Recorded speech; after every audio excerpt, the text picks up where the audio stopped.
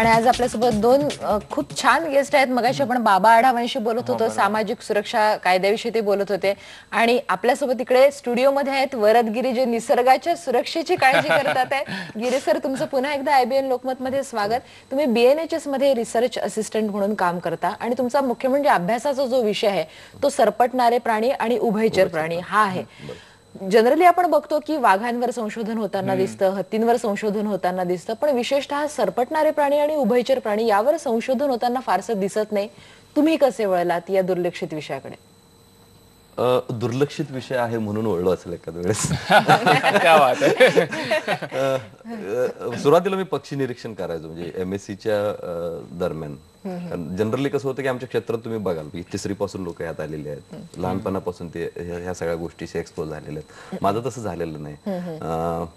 अंकली नावाचं एक गाव आहे बेळगाव जिल्ह्यामध्ये, तिथं माझं प्राथमिक शिक्षण झालं. माझे वडील गावात पूजा वगैरे करतात, आई सुद्धा तिसरी पर्यंत वगैरे त्यांचं शिक्षण झालंय आणि एक्सपोजर असं आम्हाला कधीच मिळालं नाही. त्यानंतर मी कसा बसा MSc पर्यंत पोहोचलो. MSc झाली माझी आणि झुलॉजीमध्ये MSc मी केली आणि केल्यानंतर मी PhD साठी धारवाड युनिव्हर्सिटीत होतो आणि ते काम करताना माझ्या लक्षात आलं की मला हे अपील होत नाही. मी त्या सिल्क वर्म्स जे आहेत ना त्याच्यावर काम करायचो. तर माझा एक मित्र आहे, मी ज्याला माझा मेंटर समजतो, सत्यजित माने म्हणून. त्यानं मला या क्षेत्रात आणलं आणि क्षेत्रात आणून फक्त सोडलं नाही, तर तो आज सुद्धा मला तितक्याच मोठ्या प्रमाणात मदत करत आलेला आहे. आणि सुरुवातीला पक्षी निरीक्षण करता करता माझ्या लक्षात आलं की माझ्याकडे एक छोटा कॅमेरा होता, वडिलांनी मला प्रेझेंट दिलेला. आणि मी फोटो काढायचो आणि कॅमेऱ्याची लेन्स खूप लहान होती, त्यामुळे मला पक्ष्यांचे फोटो कधीच काढता आले. मी पक्ष्यांचा फोटो काढल्यानंतर पक्षी छोटा दिसायचा. हा, मग म्हटलं याला आता उपाय काय, तर कीटकांचे फोटो काढायला सुरुवात केली. माझा एक मित्र होता अनिल शिंगारे म्हणून, तो साप पकडायचा. मग मी त्या सापांचे फोटो काढायचो. फोटो काढल्यानंतर आम्हाला लक्षात आलं की नुसतंच फोटो काढून उपयोगाचं नाही, आपण आयडेंटिफाय केलं पाहिजे. मग आयडेंटिफिकेशन करताना आमच्या लक्षात आलं की बाबा बॉम्बे नॅचरल हिस्ट्री सोसायटी नावाची एक संस्था आहे आणि त्या संस्थेमध्ये JC डॅनियल सर नावाचे एक ग्रहस्थ आहेत, त्यांनी सापांच्यावर पुस्तक लिहिलेलं आहे. मग हळूहळू हे एक्सपोजर मिळत गेलं आणि ते पुस्तकच आमचं जग होतं. आणि मग लक्षात आलं की नाही, इथं काहीतरी करण्यासारखं आहे आणि त्यामुळे फोटोग्राफी सुरुवात झाली. फोटोग्राफी पासून ही सुरुवात झाली जवळीक साधायला. ते फोटो आयडेंटिफाय करण्यासाठी मग BNHS ला इंट्रोडक्शन. आणि मनीष, जसं बाबांनी उपेक्षितांसाठी लढा दिला तसं निसर्गातल्या या उपेक्षितांसाठी. क्या बात आहे, नक्कीच. आणि आता आपण व्हिज्युअल मध्ये दाखवलं एक गांडूळ की ज्याचं तुम्ही संशोधन केलंय, त्याच्याबद्दल बोलूया आपण, त्याच्याबद्दल जाणून घेऊया. चित्रकरणात स्टुडिओमध्ये आपण वरद गिरी यांच्याशी बोलणार आहोत. मगाशी आपण फोटोग्राफ्स पर्यंत आलो होतो, प्रत्यक्ष प्राण्यांची जवळीक कशी झाली आणि तुम्ही कसं संशोधन केलं त्याच्याविषयी जाणून घेऊया. त्याच्या आधी एक ब्रेक घेऊ. पहा फक्त IBN लोकमत. आणि आज आपल्यासोबत विक्रोळीच्या स्टुडिओमध्ये वरद गिरी सर आहेत. मगाशी सर आपण बोलत होतो तुमच्या संशोधनाबद्दल की निसर्गातला हा जो घटक आहे सरपटणारे प्राणी, हाही उपेक्षितच आहे, त्याच्यावर तुम्ही संशोधन केलेलं. पण अनेकांच्या मनामध्ये हा प्रश्न येतो की या एकूणच सिस्टीम मध्ये, इकोसिस्टीम मध्ये या प्राण्यांचं काय महत्व आहे? बाबांनी मगाशी सांगितलं की उपेक्षित जे घटक आहेत यांची संख्या जर बघाल तर ती खूप मोठी आहे आणि हे फाउंडेशन बेस आहेत प्रत्येक गोष्टीचे. जर आज आपण अन्न साखळी बघतोय, अन्न साखळीमध्ये वाघ हा टॉपला आहे, पण हे सरपटणारे प्राणी किंवा कीटक म्हणा किंवा उभयचर प्राणी ते बेसला आहेत. त्यामुळे जर तुम्ही बेस जर काढून घ्याल तर पूर्ण अन्न साखळी ढासळू शकते. हा बेस आहे. साधं उदाहरण घ्या तुम्ही की बेडूक जे आहेत ते जर आपण अन्न साखळीतून काढून टाकले तर कीटकांची संख्या वाढेल आणि आपल्याला जी आपली शेती वगैरे पूर्ण नष्ट होऊन जाईल. त्यामुळे अन्न साखळीत असणारं त्यांचं महत्व खूप आहे. ते एक प्रिडेटर आहेत, म्हणजे ते कीटकांना खातात, एक ते काम ते करतात. आणि त्याचबरोबर त्यांना खाणारे दुसरे सुद्धा प्राणी आहेत, ते फूड म्हणून पण आहेत. त्यामुळे ड्युअल त्यांचं कनेक्शन आहे, ते दोन्ही बाजूला त्यांचा उपयोग आहे आणि हा उपयोग खूप महत्वाचा आहे. दुसरी गोष्ट जर तुम्ही बघाल तर मला असं एखाद्या बेडकाचं तुम्ही उदाहरण द्या जो तुम्हाला चावतो. असा एखादा सुद्धा बेडूक आपल्याकडे नाही. असा एखादा बेडूक जो आहे जो रोगराई पसरवतो, असा कुठलाच बेडूक नाही. असा कुठला बेडूक आहे की जो विषारी आहे आणि ज्याच्यामुळे आपल्याला खूप त्रास होतो, असं कुठला बेडूक नाही किंवा कुठले असे प्राणी नाहीत की ज्यांच्यामुळे आपल्याला त्रास होतो. साप आहेत, पण प्रत्येक साप हा विषारी नाही आणि विषारी साप आपल्याला चावतोच असं नाही. पाली कुठल्या विषारी नाहीत. त्यामुळे त्यांच्याविषयी खूप नको त्या गोष्टी पसरलेल्या आहेत. त्यांच्याविषयी माहितीच आपल्याकडे उपलब्ध नाही, त्यामुळे ती उपेक्षित आहेत आणि त्यांची संख्या खूप मोठी आहे. आणि त्यांचं आज निसर्गातलं महत्व आहे ते ह्या बेसिसवरच आहे की त्यांना ते फूड आणि प्रे दोन्ही गोष्टी आणि बॅलन्स यांच्यामुळे होत ते राहतं. जीवो जीवस्य जीवनम असं म्हणतात. आणि तुम्ही याच्यामध्ये जसं सरपटणारे प्राणी उभयचर प्राणी दोघांवरती संशोधन केलंय.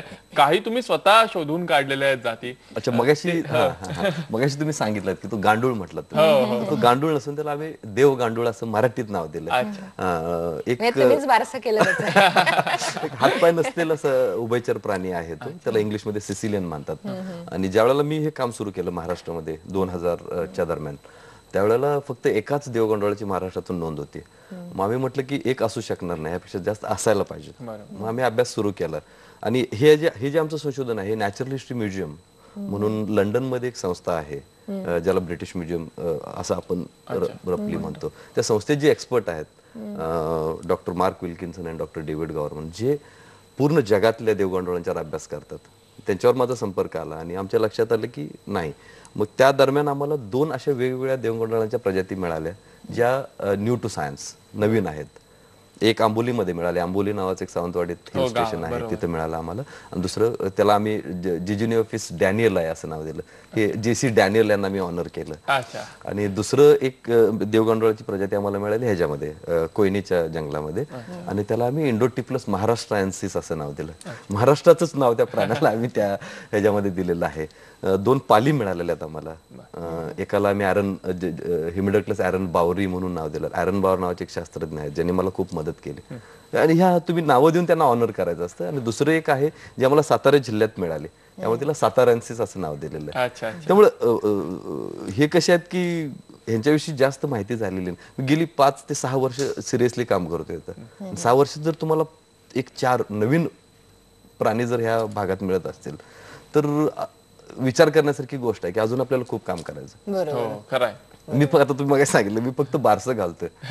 त्या मुलाला जन्म दिल्यानंतर आपण बारसं घालतोय, पण बारसं घातल्यानंतर त्या मुलाचं संगोपन करणं, त्याला जगण्यासाठी ह्या निसर्ग ह्याच्यात त्यांना व्यवस्थित राहण्यासाठी मदत करणं हे आपलं कर्तव्य आहे. आणि प्रत्येकाचे काय तर लिमिटेशन्स असतात, तसं माझं सुद्धा लिमिटेशन आहे की मला हे लक्षात आलंय बाबा फाउंडेशन देणे रिसर्चमध्ये हे खूप महत्वाचं असतं. त्यामुळे माझ्या दृष्टीनं फाउंडेशन म्हणजे काय की कुठल्या प्राणी इथं मिळतात त्यांच्याविषयी जाणून घेणं. नक्कीच तुम्ही खूप महत्वाचं काम करतात की या दुर्लक्षित घटकांवर तुम्ही संशोधन करतात.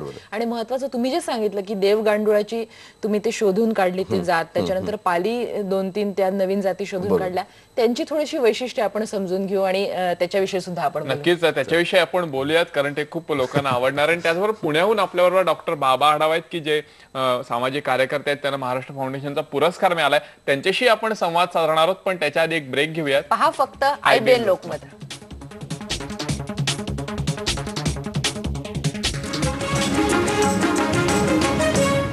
राहणार आहोत. आणि त्याचबरोबर आज सलाम महाराष्ट्रामध्ये आपल्याबरोबर निसर्गाशी एकरूप साधणारी चळवळ घेऊन वरदगिरी आपल्याबरोबर आहे. मगाशी वसुंधरांनी बोलता बोलता एक मुद्दा काढलेला होता की तुम्ही ज्यांच्यावरती संशोधन केलेलं आहे त्याबद्दलची अधिक माहिती आपण देणार होतो, जे पाली आणि देवगांडूळ याच्यावरती तुम्ही संशोधन केलंय. देवगांडूळ नावाचा जो प्राणी आहे, ज्याला इंग्लिशमध्ये सिसिलियन म्हणतात, तो जमिनीखाली राहणारा उभयचर प्राणी आहे. त्याला हात आणि पाय वगैरे नसतात.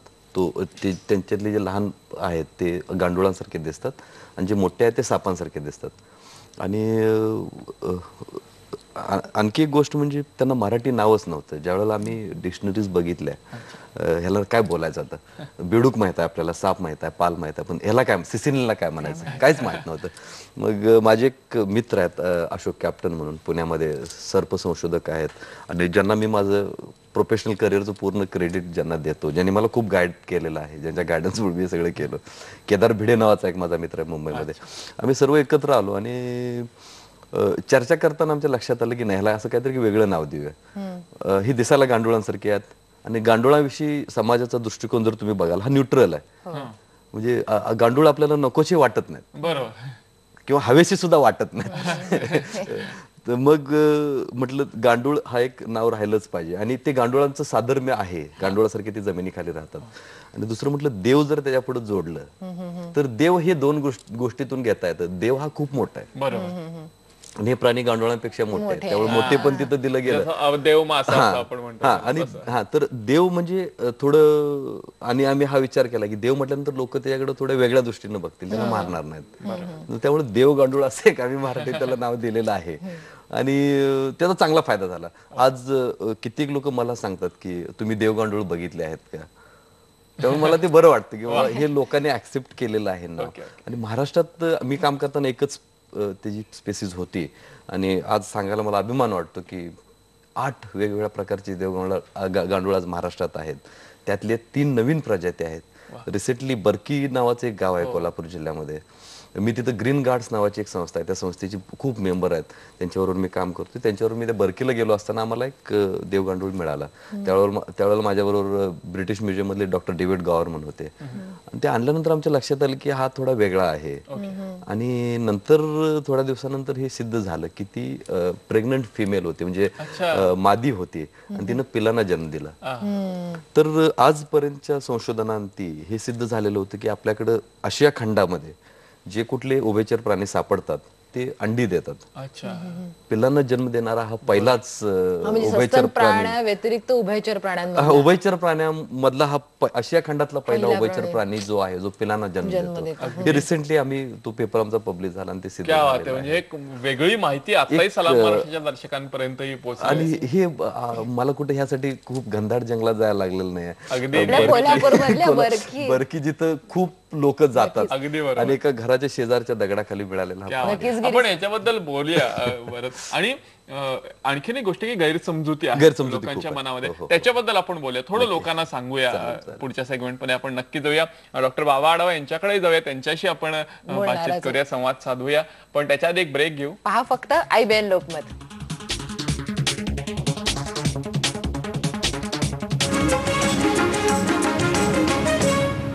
कमी आहे, आपण वरदगिरींच्याकडे जाऊया. 2 महत्वाच्या गोष्टी आहेत, वेळ कमी आहे पण आपण थोडक्यात सांगूयात. एक म्हणजे गैरसमज, तुम्ही मगाशी बोलला तर, आणि दुसरं म्हणजे जसं बाबांनी सांगितलं तसं संपर्क आणि लोक नवीन यावेत यासाठी तुम्हाला काय वाटतं याच्यामध्ये?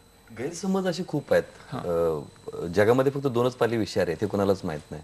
पाल विषारी आहे हा खूप मोठा गैरसमज आहे. मी सापांच्या बद्दल जास्त बोलत नाही, बरोबर. कारण सापांच्या विषयी बोलणारे खूप आहेत. पाल किंवा हे जे घटक आहेत त्यांच्याविषयी बोलणारे कमी आहेत. तर उभयचर प्राण्यांमध्ये कुठलाच विषारी प्राणी नाही आहे, हे गैरसमज आहेत. त्यांच्यापासून आपल्याला कुठलाच धोका नाही. त्या व्यतिरिक्त आणि थोडस मध्ये तुम्हाला हवं होते, कारण आपल्याजवळ वेळ खूपच कमी आहे गिरी सर. तरुण मुलं येताना दिसत आहेत का? येतात, खूप खूप मुलं येत आहेत, पण त्यांना डायरेक्शन नाही. आणि आम्हाला वाटतं की जर योग्य डायरेक्शन जर दिली गेली तर करण्यासारखं खूप आहे. तर इथं प्रत्येकाला यायचं आहे, फोटो काढायचे आहेत आणि ह्याविषयी चर्चा करायची आहे. कॉलेज कट्टा आहे तर तिथं बसून आपण गप्पा मारतो, पण त्याचा ह्या प्राण्यांना वाचवण्यासाठी कुठंच उपयोग होत निश्चितच. म्हणजे बाबांनी पण तोच मुद्दा मांडला की खऱ्या अर्थाने प्रामाणिकपणे काम करण्याची तळमळ आणि संशोधन करण्याची इच्छा असली पाहिजे. आणि नक्कीच आज आपण या विषयावरती बोललो. आपण पुन्हा भेटू आणि पुन्हा याच्यावरती डिटेल्स मुद्दामून लोकांसमोर सांगू. आज आपलं जे बोलायचं राहिलं ते पुन्हा आपण लोकांच्या समोर नेऊया. पण आज आलात त्याबद्दल खूप मनापासून धन्यवाद. डॉक्टर बाबा आढाव आपल्याबरोबर सामील झाले, त्यांनाही मनापासून आम्ही धन्यवाद देतो आहोत की ते कार्यक्रमात आले.